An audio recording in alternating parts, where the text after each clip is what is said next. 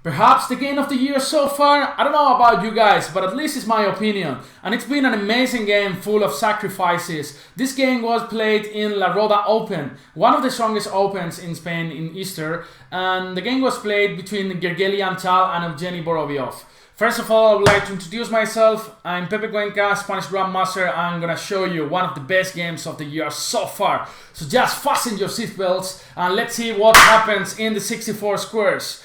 So Gergely Antal plays e4, Evgeny Vorobiov replies with c5, the Sicilian defense. There are many Sicilians, as you know, and after knight f3, black has plenty of options. You can play g6, the accelerated dragon, d6 in order to play the dragon, the classical Sicilian, or even the Najdorf.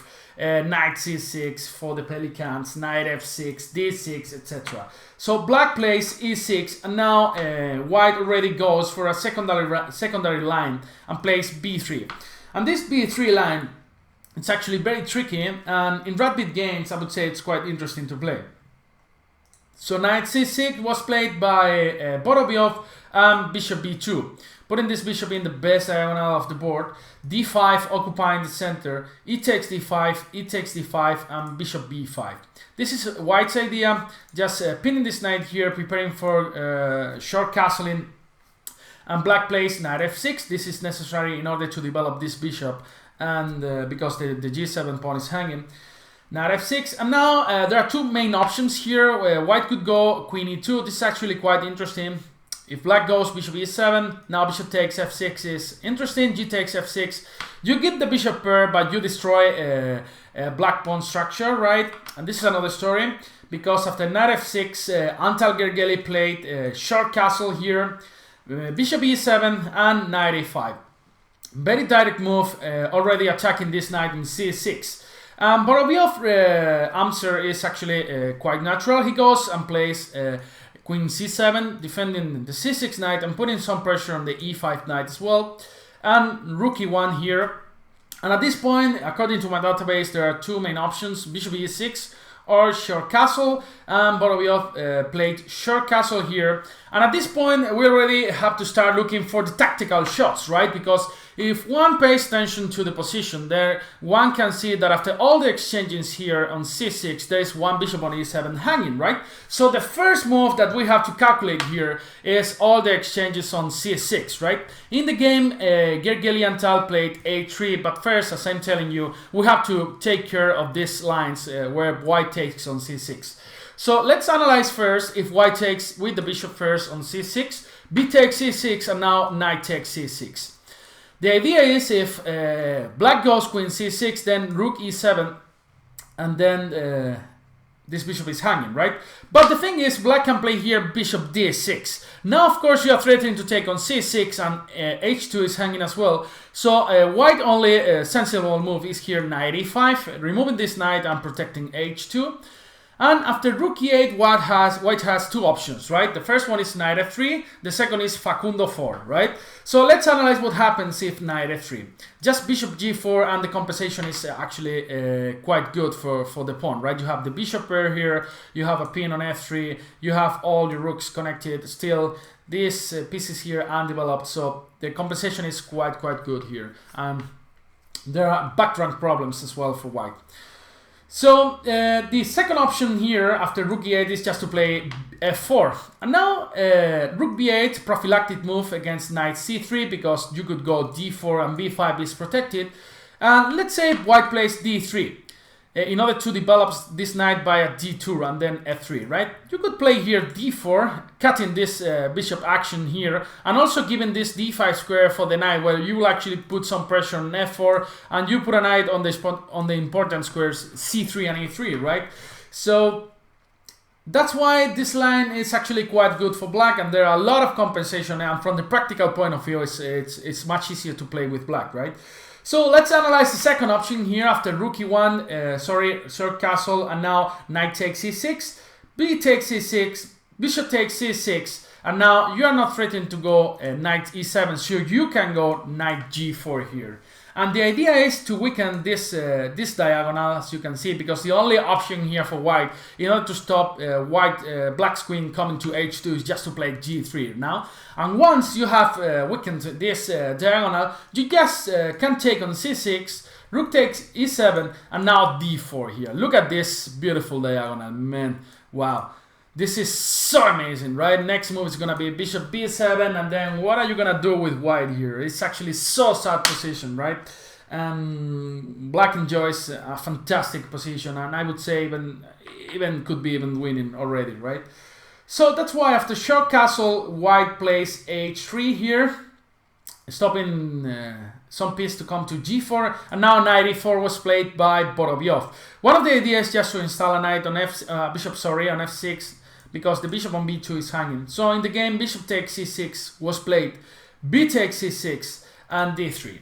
Really natural move, forcing maybe this knight to go back. And now at this point, from this point is where the game starts going wild, right? And you're gonna see a lot of sacrifices, a lot of tactical shots, and it's been an amazing game from here. So Vorobiov decides to take on f2. Wow, boom. What's the idea, one could say? I just take with my king on f2. The idea could be just to go bishop h4, but then I can just play g3, and then this guy has to go back, and then there is nothing. Knight d2, knight f3, reinforcing my knight on e5.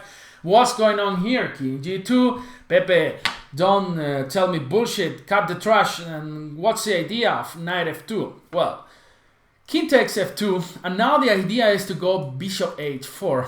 And at this point, g3 is the most natural move, right? Because you think you are just kicking this bishop back, and then what's the idea for black, right? Actually, the best move here for white was king g1. Incredible. After bishop takes e1, queen e1, rook e8, threatening to go f6. You still got queen h4. The idea is that there are back rank problems, so you cannot take on e5. But now bishop takes h3 is actually quite good. Queen takes h3, and now rook takes e5. You have covered the background problems. White cannot take on e5. There are many troubles related with the rook on a1. And after queen g3, there is d4. And we reach this position that Denjin says is equal. You got two pieces for the rook and two pawns, but this king is half naked here, only wearing his underwear, asking for some more clothes. And I would say from the practical point of view, it's much easier to play with black here. But anyway, he plays after bishop h4, g3, the most natural move, and the idea is not to go back and sit in a corner and cry a little bit with this bishop, but instead, who solves all the problem? How many times have I told you this? Facundo! And f6 is the move here. Why? Because you cannot remove this knight here now because g3 is hanging. So basically this knight here is untouchable, you cannot move it, so you are forced to take on h4.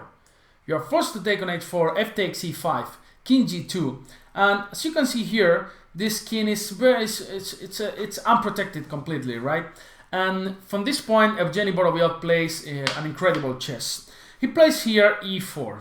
What's the idea? Of course, to open this diagonal for the queen, but besides gives this f3 square for the rook. If one rook lands on f3, then queen g3 would be unstoppable and the game would be over. So white has three options, I would say. Three natural options to stop this rook f3. One is d takes e4, the other one is knight d2, and the other one is rook e3, right? So let's just try to analyze all these three possibilities.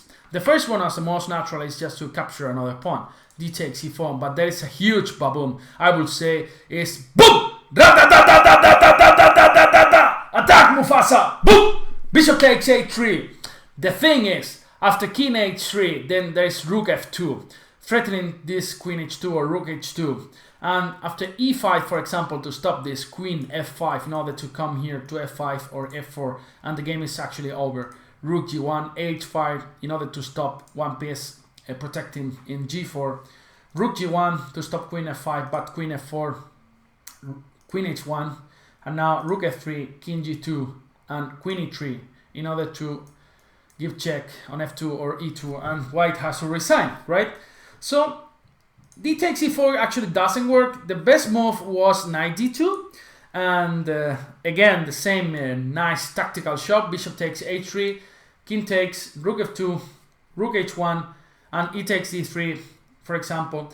C takes d3 is actually not possible because of rook e8 in order to play rook e3, and white has to resign. The Jin suggests here queen g4, but after rook e8, knight f1, and d4, the Jin says it's more or less equal, but I would say it's so easy to make a mistake here with white that actually maybe it's, from the practical point of view, it's even lost for white. So after e4, white played rook e3. To my viewpoint, is the most natural move. You cover f3 and you defend h3 with the rook. But now there is a huge, a good move here for black is d4. The idea is, if you go rook g3, you can just play e3 here, threatening to go rook f2. And if you go rook f3, then just develop like a sir. Bishop e6, and now when this bishop is going to land on d5, then the game is going to be over, right? So that's why after d4, rook e4 was played, and again, the same idea. Once this rook doesn't protect h3, boom. Bishop h3 here, king h3, and rook f2, right? Now you are threatening to go to bring a piece to h2, so basically you have two options to cover this square. One is queen g1 and queen h1. What happens if queen g1? Then rook f3, forcing this king to go to g4, because if you go to g2, then queen g3 is coming, or rook g3 is coming. After king g4, queen f7, and then white has to resign. There's no way of stopping queen f5 or queen f4. You just have to resign. So after rook f2, queen h1 was played, and now just the simple and calm and humble rook a f8, threatening to go rook f8 to f3, and then white would have to resign. In a desperate way, white developed with knight d2, sacrificing this knight in order to protect the f3 square. A couple of checks here, just to dance a little bit with your partner, just dancing a little bit of tango. Queen d7, queen d6, and now you have improved a little bit the position of your queen, and just rook takes d2. Rook a e1 was played, and now another amazing combination from Vorobiov is rook f3. Extraction of the king. So you're forced to take this rook, and now rook h2, king g4 is only move. Queen g6, only move is king f4. Rook h4, only move is king e5, right? And rook h5. And actually white resigned here, because if you go king f4, then queen g5 is checkmate. And if you take on h5 with the queen, you are a queen, two rooks, and a bishop, but just queen f6 is just checkmate. And an amazing game that, at least at this point, after queen h5, queen f6, black sacrificed two rooks and a piece, and then you brought this king to the center to dance a little bit. But the dance didn't go so well for white. So, at least in my opinion, one of the best games of the year, full of sacrifices. This knight f2 is actually amazing. Then bishop h3, rook f3, extraction of the king, bringing these kings back, and then putting a lot of cream there just to make it softer, right?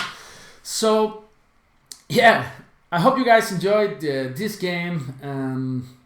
Yeah, you just remember, you can follow all the Grenke action today. There's Jan is back, Tito Jan is back, Antal Jan is back, commentating from this tournament, and Peter Lego is also commentating. So hope you guys enjoy, and see you in the next video. Bye bye, be good, and yeah. Ay, ay, ay, ay, ay.